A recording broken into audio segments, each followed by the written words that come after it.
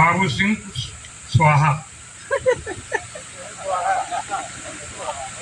मतलब ये कोनो जौनपुर संसदीय क्षेत्र जो हुए ये कोनो जानवरों की चरे वाली जगह का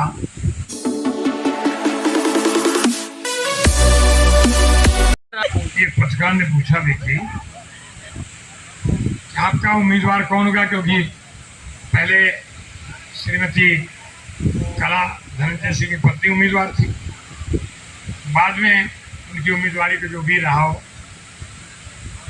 श्याम सिंह यादव को फिर से उम्मीदवार बनाया। तो पत्रकार ने पूछा उनके कोऑर्डिनेटर से आप किसको उम्मीदवार बनाए, उनका क्या जवाब था, फिर वही दिल लाया।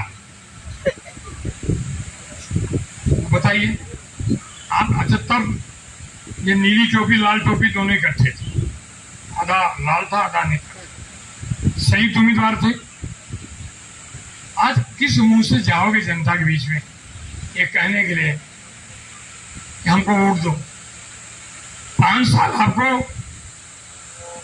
जौनपुर संसदीय क्षेत्र के लोगों ने चुन के दिया, 5 साल में आप क्या किया?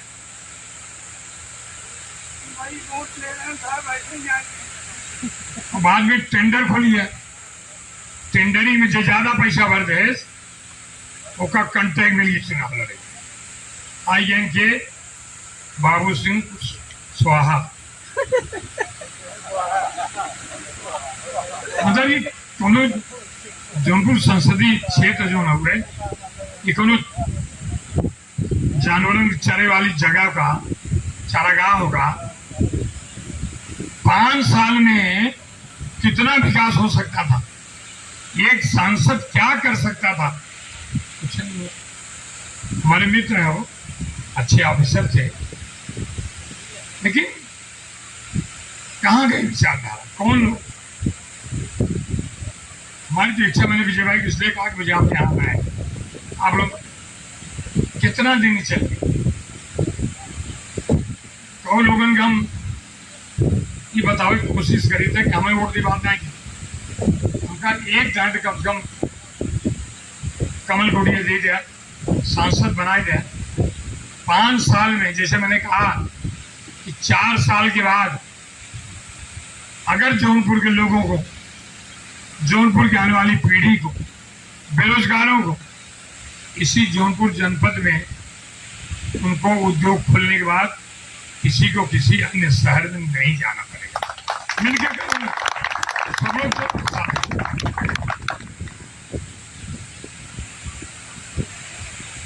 बहुत कम लोगों को पता हुए नरेंद्र मोदी का माई दूसरे के घरे में बर्तन मांज के नरेंद्र मोदी की बड़ा की। लोग जो कभी टिप्पणी करते हैं दुख होता है।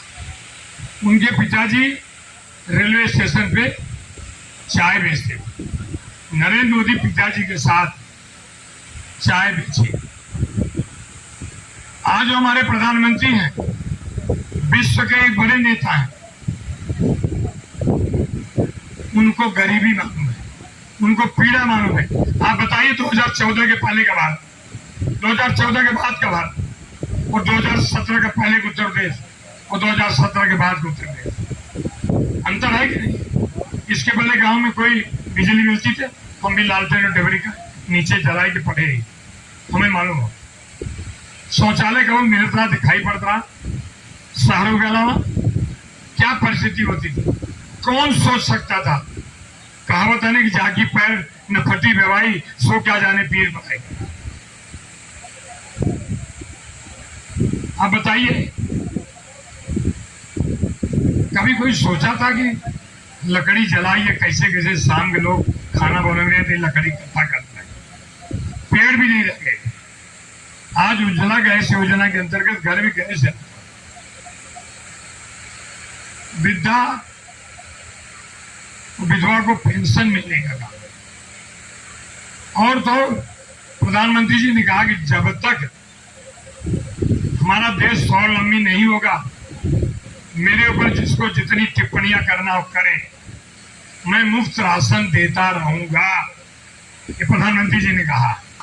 जब तक मदई में रहने वाला कच्चे घर में रहने वाला वो गरीब तो किसी तरह बच्चों को पालने में तो एहसास होता है जब तक वो स्वावलंबी नहीं बनेगा।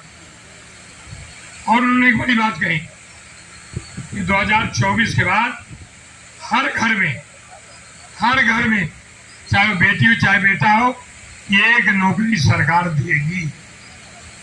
और कहा कि आवास योजना जब तक सबका घर पक्का नहीं हो जाएगा तब तक योजना बंद नहीं होगी। 5 लाख दवाई करे भी ना, अरे जगह पास कुछ न रहा जब बीमार हो तो कोनो गाना गुड़िया राज तो गिरवी रख के पैसा दे, खेत रख के पैसा दे, ब्याज भरत का हालत होती। जगह पास पैसा न रहा है डॉक्टर के यहाँ लिया हुए 15 दिन महीना पर सेवा करें, 15 दिन महीना के बाद उनका शुरुआत हो जाता। आज 5 लाख रुपया तो सोच सके तो क्यों? कभी कोई सोचा था कि गरीब के घर में भी बेटा इंजीनियर बनेगा, बेटा डॉक्टर बनेगा? अगर 27% आरक्षण नहीं होता आज किसी पिछड़े वर्ग के बेटा डॉक्टर इंजीनियर तो नहीं बन सकता था। वालों को हम लोग जब आए थे तो वही 1-2 महीना कायदे कपड़ा वपड़ा पहन के क्यों भारत रहने गया तो जाए लाके सब कहा दें भैया कलमिया बहुत अच्छी है, तो सर्टिया बहुत अच्छी है, तौलिया बहुत जाज दे ले आदमी पुरान का शर्ट पहन फिर मुंबई गया, फिर साथ दे जा। लेकिन मुंबई में परिश्रम कहेगी भगवान की दया से आज उन परिश्रम करने वाले लोगों के परिवार में कोई बेर है, कोई उद्योगपति है, अलग अलग जगह पे लोग मेहनत करके गांव का भी ध्यान देते हैं, अपना भी ध्यान देते हैं कि कब तक हम लोग किसी के नाम पर मतदान करेंगे, कब तक हम उस पार्टी को मतदान करेंगे जो कुछ नहीं कर सकती। अच्छा, सरकार बनने में 272 चाहे ना, परसों देखे अखिलेश जी एक बयान रहा बीजेपी का 80 का 80 जीतेंगे।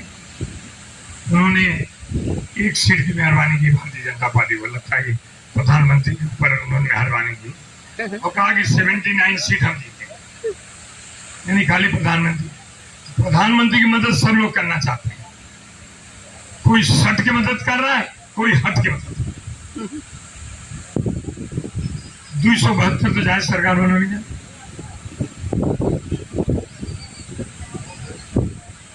क्या बने क्यों तय हो जौने कांग्रेस हम रहे, जौने कांग्रेस हम जाना जाता है, जौने कांग्रेस हमारी पहचान, कांग्रेस हमें छोड़ा ही बड़ा। कभी सोच सकते थे कोई? न मैं सोच सकता था, लेकिन लगातार विजय भाई को पता है और लोग पता है। एक बार जब प्रभु रामचंद्र के जन्म स्थान को लेकर के सुप्रीम कोर्ट में मुकदमा चल रहा था, आदरणीय कपिल सिब्बल जी पूर्व कानून मंत्री, राज्यसभा के सांसद, लॉ के बहुत बड़े विशेषज्ञ, उन्होंने जज के सामने एक हलफनामा दिया, इसकी सुनवाई 4 महीने के बाद होनी चाहिए। उस दिन मुझे और कई राम भक्तों को लगा था, मैंने इस्तीफे की पेशकश तब भी की थी। फिर किसी तरह कुछ लोग थे, नहीं ये इशू हम लोग वर्किंग कमेटी में लाएंगे, वर्किंग कमेटी में लाया गया, उसको शांति से ठंडे बस्ते में डाल दिया। 5 अगस्त 2019 में जिस दिन आदरणीय प्रधानमंत्री के नेतृत्व लिया गया फैसला आर्टिकल 370 हटाने का हो, वहां भी विरोध करने वाले कौन? कांग्रेस, समाजवादी, राष्ट्रवादी, कौन कौन पार्टी मुझे मालूम नहीं।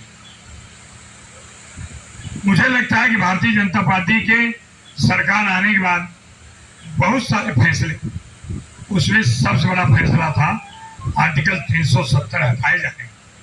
आप लोग भी वैष्णो देवी जाते थे, हम लोग भी वैष्णो देवी जाते थे, वहां जाने के बाद लगता है ये जम्मू कश्मीर हमारा नहीं है, माँ वैष्णो देवी यहाँ, जम्मू कश्मीर हमारा नहीं है। उसका भी विरोध कहा, कुछ लोगों ने कहा खून की नदी हमें, और भारत के आदरणीय गृह मंत्री अमित भाई शाह ने सीना ठोक के कहा, जान दे दूंगा, कश्मीर नहीं जाने दूंगा। अब बताओ, जिन जिन लोगों ने मेरी निगाह में, मेरे पत्रकार बैठे हैं, लिख दें, कोई मेरे पर मुकदमा करना हो तो कर दो। आर्टिकल 370 हटाए जाने का विरोध करने वाले हिंदुस्तानी नहीं हो सकते, भारतीय नहीं हो सकते। प्रधानमंत्री जी ने कहा ना कि हम संतुष्टिकरण चाहते हैं, वो क्या चाहते हैं? तुष्टिकरण। जब परिवार के हर पद चले गए तब उनको आरक्षण याद आया। आदि बहुत बड़े नेता हैं, उनके बारे में टिप्पणी नहीं करता, लेकिन मुझे उस दिन बड़ा दुख हुआ जब उन्होंने कहा कि संविधान की किताब लेकर चल रहे थे और कहा कि संविधान खतरे में है। मुझे हंसी भी आई, अफसोस भी हुआ। तब मैं कांग्रेस में था। देश के पूर्व प्रधानमंत्री आदरणीय डॉक्टर मनमोहन सिंह जी के सरकार ने फैसला लिया था, उस फैसले को पत्रकारों के सामने ऐसा फाड़ के फेंक रहे थे, तो भारतीय संविधान की धज्जियां उन्होंने कामयाब नहीं किया। आज संविधान दुआई देते हैं, लेकिन इस सब से हट करके जौनपुर वासियों और विजय के किनारे कौन किस जाति का है, कौन किस धर्म का है, कौन कुछ कर सकता है, किससे हमारी जौनपुर की प्रगति हो सकती है, किससे आने वाले समय में हमारे नौजवानों को नौकरी के लिए भटकना न पड़े। हम लोगों में ज्वाइंट फैमिली होती है, लड़कियां थोड़ा बदमाश हो, घरे लोग कहीं कर बिया कह सुधर जाए, बिया कह दें, सुधरने के अलावा कुछ कमाई बाना है। तो गाँव में सब लोग कहते हैं, जब से बड़की माई आई एंकर माई भूली है, क्या प्रेम करते है, उस नौजवान के ऊपर क्या गुजरती हो। अगर मैं परिश्रम तो करना चाहता हूँ, अगर मैं 2 रोटी कमाने के लिए भी मेहनत करके कमा लेता, तो चाहे मेरी पत्नी हो, चाहे मेरा बच्चा हो, बच्चे भी शादी हो गई, बच्चे होने स्वाभाविक है।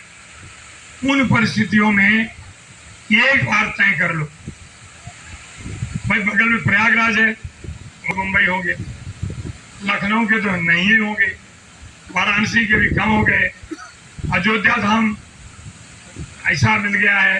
मुझे लगता है कि पूरे देश सबसे ज्यादा रेवेन्यू अगर कहीं आता होगा, अयोध्या धाम आ रहा है। लोगों को रोजी रोटी मिली है, लोगों को वहां काम मिल गया है। इसलिए मैं आपसे निवेदन करता हूं, एक बार तय कर। अच्छा कहो कृपा शंकर कभी ऐसा काम नहीं करेगा, कृपा शंकर कभी ऐसा काम नहीं करेगा कि बेला पार में आकर के इस क्षेत्र के लोगों से सम्मान पाया, हमको फूल मालाओं से आपने लाद दिया। कोई ऐसा काम नहीं होगा कि आपके मान सम्मान को ठेस पहुंचे। तय कर लो कि एक बार हम सब चीज, क्या जरूरत है विजय भाई को, अपने उद्योग में लगे थे, चले रहते हैं, हमारे पारिवारिक मित्र हैं, आज वहां मीटिंग लगाने उनकी शुभकामना दे देते, उनको भी यही पूरा है। और मैं बता देना चाहता हूं कि मुंबई में लगभग 15 से 16 लाख यादव समाज नासिक से लेके पूना से लेकर रहता है। एक संगठन है, एक संगठन यादव संघ मुंबई। आज हमारे बीच में आजमगढ़ के पूर्व विधायक श्यामरान यादव नहीं रहे, पहले यही रमदैया के आदरणीय बड़े भाई सीताराम यादव जब नहीं है, उनके नेतृत्व यादव संघ बना, प्रगति भी गया, कॉलेज स्कूल बना। फिर कुछ लोगों ने वही राजनीति शुरू कर दी मुंबई में। मुझे कोई राजनीतिक दल से लेना देना नहीं था। अजय यादव उनके पुत्रों को कहा कि आप सब लोग फैसला कर लो, और मैं खुद जा करके यादव समाज में अपील किया कि समाज की भलाई किसके हाथ में है, और लोगों ने तय करके, इसमें विजय भाई हैं, अजय यादव उनके अध्यक्ष हैं, बाकी राम जागीर यादव से लेकर के दीपक यादव, सिंह यादव सब लिखते हैं। हम इतराज कहीं कोई अखिलेश सिंह लिखी, यादव लिखी, कृपा शंकर सिंह और यादव लिखी, कौन तकलीफ भैया।